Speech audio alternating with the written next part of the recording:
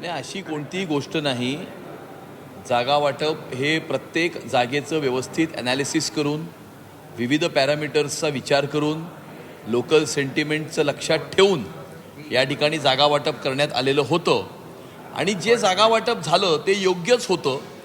त्याचं कारण असं आहे की जो निकाल लागला त्या निकालामध्ये हाफवे मार्क हा 114 होता आणि 114पेक्षा 4 जागा जास्त, म्हणजे 4 जास्त आल्या आमच्या हाफवे मार्कपेक्षा.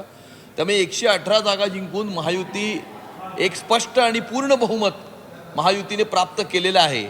आणि त्यामुळे याचा अर्थ हा होतो की जे जागा वाटप झालं, जे काही उमेदवारी देण्यात आली होती, ही सगळी योग्य होती हे निकालांनी स्पष्ट झालेलं आहे.